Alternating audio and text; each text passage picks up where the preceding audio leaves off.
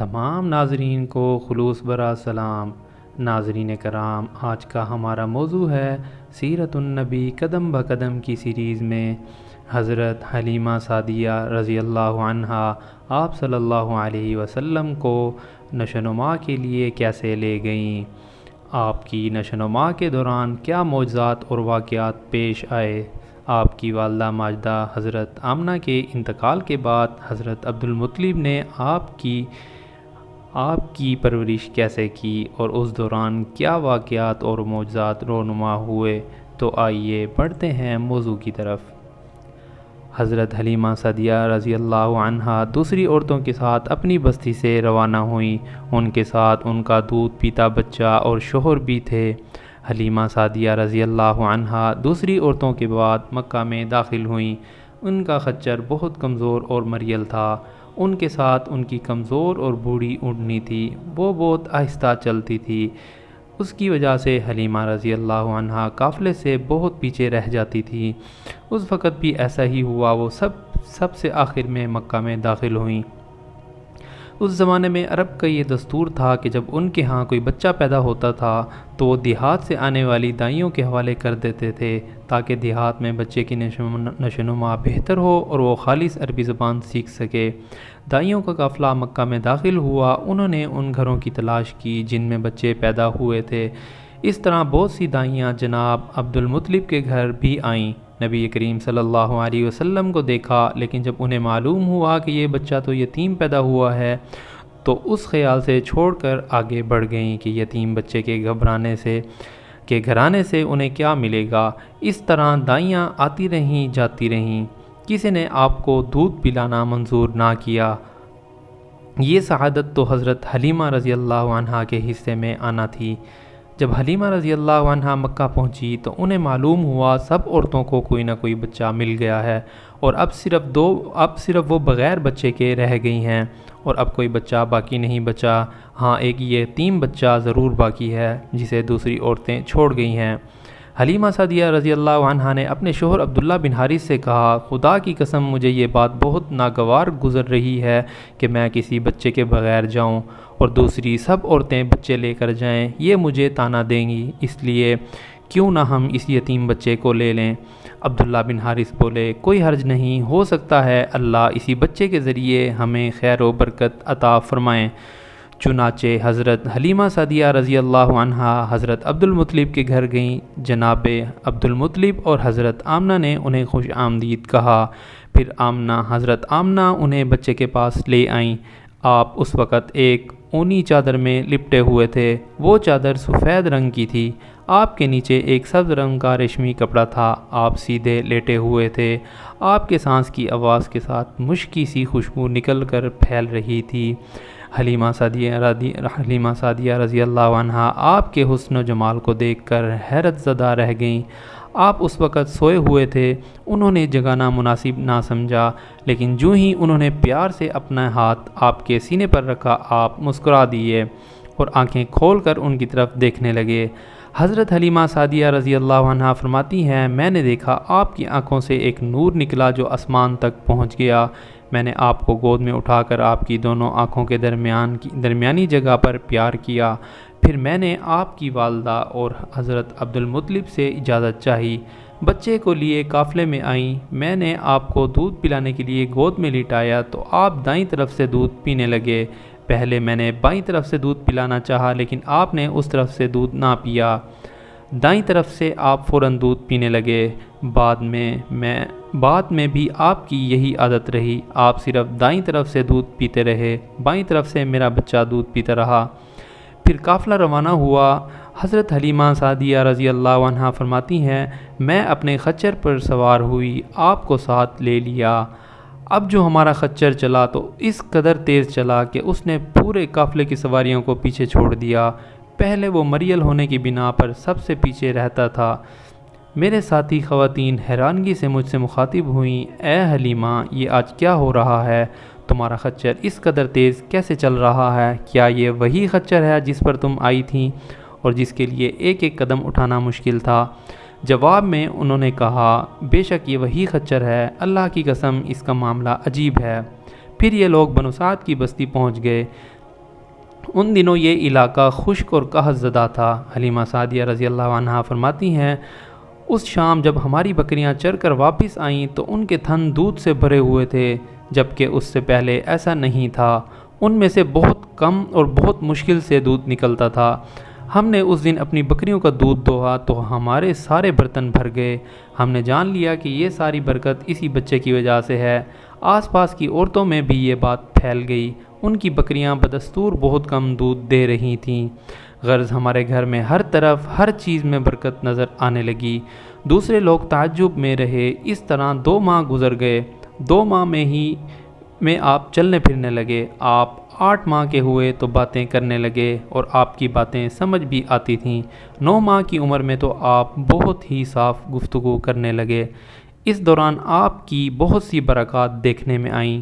حلیمہ سعدیہ فرماتی ہیں جب میں آپ کو اپنے گھر لے آئی تو بنو سعد کا کوئی گھرانہ ایسا نہ تھا جس سے مشک کی خوشبو نہ آتی ہو۔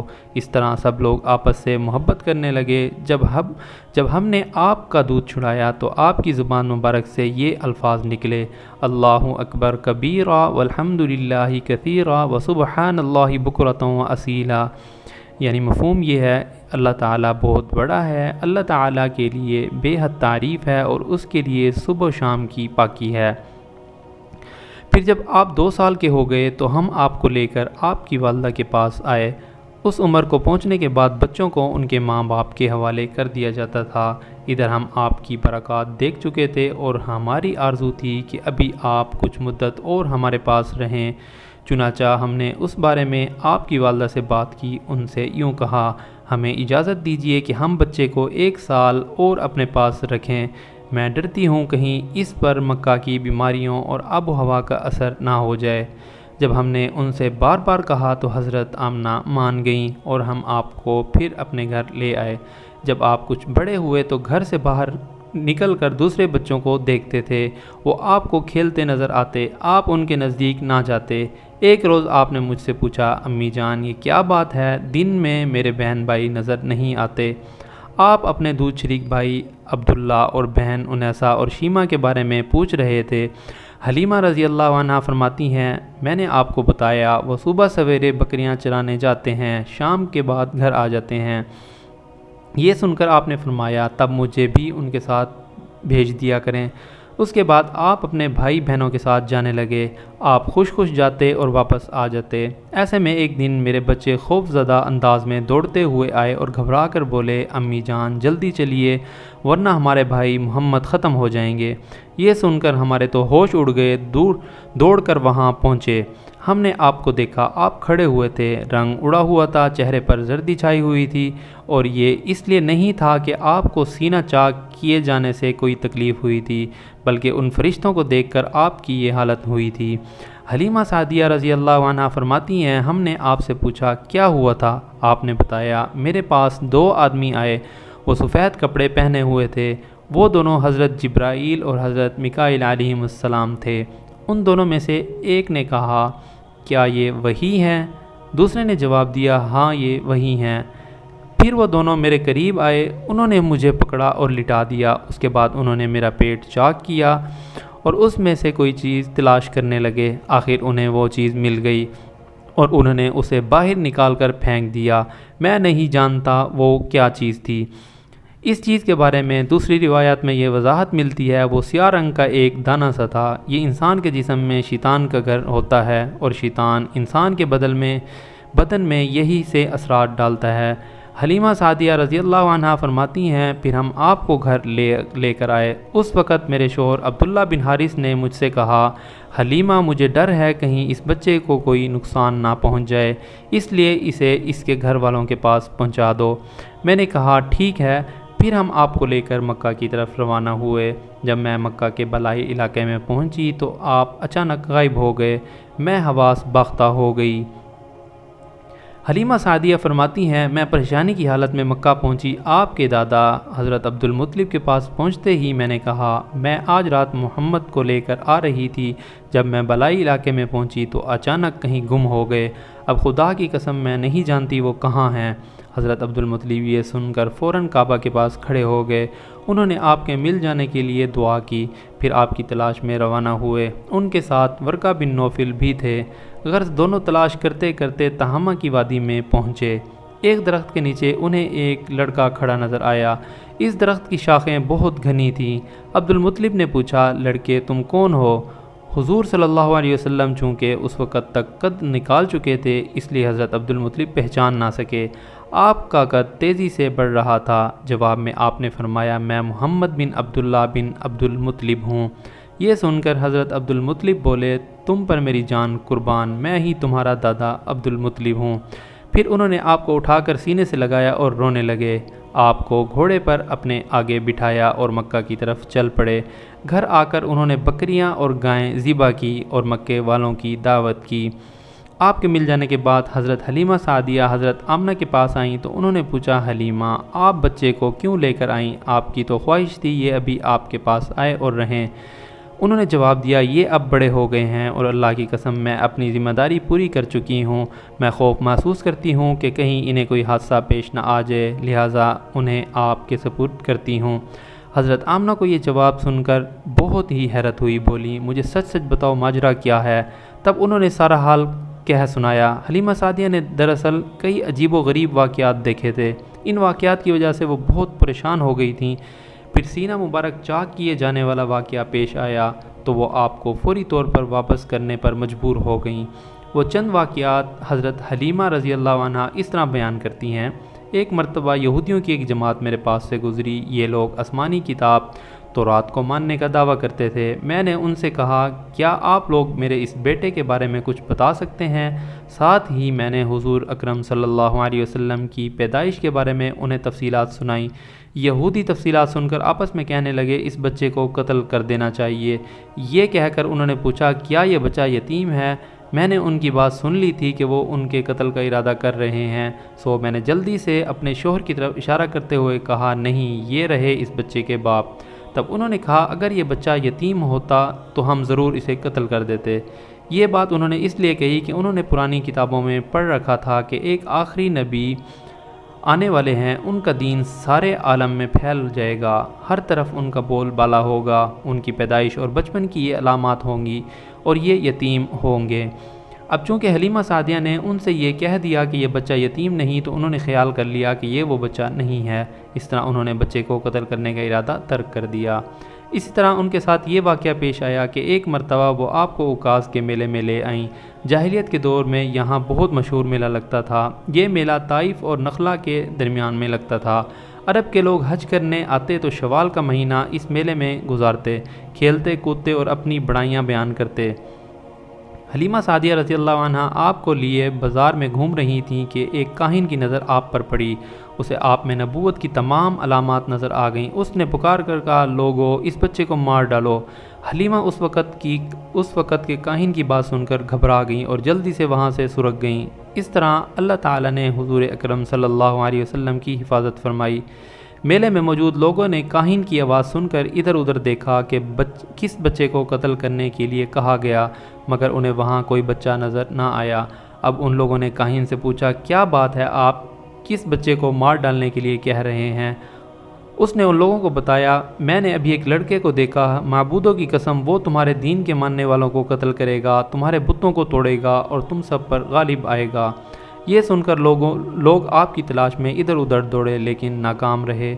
حلیمہ سعدیہ رضی اللہ عنہا آپ صلی اللہ علیہ وسلم کو لیے واپس آ رہی تھیں کہ ذی الحجاز سے ان کا گزر ہوا۔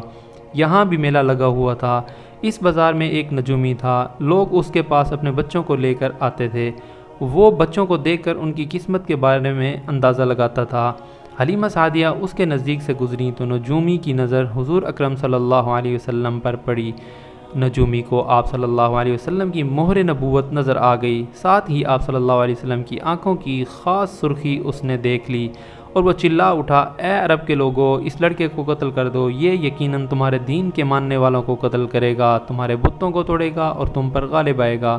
یہ کہتے ہوئے وہ آپ کی طرف جھپٹا، لیکن اس وقت وہ پاگل ہو گیا اور اسی پاگل پن میں مر گیا۔ ایک اور واقعہ ہوا سیرت ابن ہشام میں ہے کہ حبشہ کے عیسائیوں کی ایک جماعت حضور اکرم صلی اللہ علیہ وسلم کے پاس سے گزری۔ اس وقت آپ صلی اللہ علیہ وسلم حلیمہ سعدیہ کے ساتھ تھے اور آپ کو آپ صلی اللہ علیہ وسلم کی والدہ کے حوالے کرنے جا رہی تھیں۔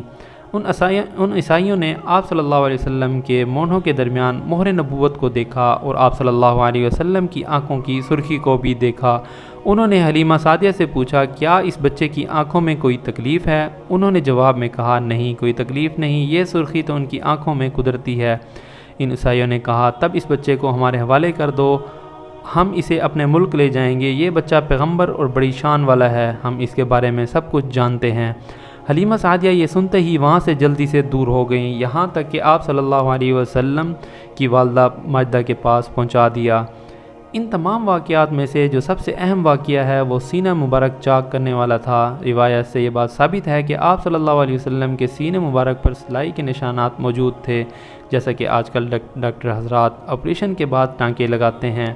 ٹانکے کھول دیے جانے کے بعد بھی سلائی کے نشانات موجود رہتے ہیں۔ اس واقعے کے بعد حلیمہ سعدیہ اور ان کے خاوند نے فیصلہ کیا اب بچے کو اپنے پاس نہیں رکھنا چاہیے۔ جب حضرت حلیمہ سعدیہ نے آپ صلی اللہ علیہ وسلم کو حضرت آمنہ کے حوالے کیا، اس وقت آپ صلی اللہ علیہ وسلم کی عمر 4 سال تھی۔ ایک روایت یہ ملتی ہے کہ اس وقت عمر شریف 5 سال تھی، ایک تیسری روایت کے مطابق عمر مبارک 6 سال تھی۔ جب حلیمہ سعدیہ نے آپ صلی اللہ علیہ وسلم کو حضرت آمنہ کے حوالے کیا تو اس کے کچھ دنوں بعد حضرت آمنہ انتقال کر گئیں۔ والدہ کا یہ سایہ بھی سر سے اٹھ گیا۔ حضرت آمنہ کی وفات مکہ اور مدینہ کے درمیان ابوا کے مقام پر ہوئی، آپ کو یہیں دفن کر دیا گیا۔ ہوا یوں کہ آپ صلی اللہ علیہ وسلم کی والدہ آپ صلی اللہ علیہ وسلم کو لے کر اپنے میکے مدینہ منورہ گئیں۔ آپ صلی اللہ علیہ وسلم کے ساتھ ایمن بھی تھیں۔ ایمن کہتی ہیں، ایک دن مدینہ کے 2 یہودی میرے پاس آئے اور بولے، ذرا محمد کو ہمارے سامنے لاؤ، ہم انہیں دیکھنا چاہتے ہیں۔ وہ آپ صلی اللہ علیہ وسلم کو ان کے سامنے لے آئیں۔ انہوں نے اچھی طرح دیکھا، پھر ایک نے اپنے ساتھی سے کہا، یہ امت کا نبی ہے اور یہ شہر ان کی ہجرت گاہ ہے، یہاں زبردست جنگ ہوگی، قیدی پکڑے جائیں گے۔ آپ صلی اللہ علیہ وسلم کی والدہ کو یہودیوں کی اس بات کا پتہ چلا تو آپ ڈر گئیں۔ آپ صلی اللہ علیہ وسلم کو لے کر مکہ کی طرف روانہ ہوئیں، مگر راستے میں بھی ابوا کے مقام پر آپ وفات پا گئیں۔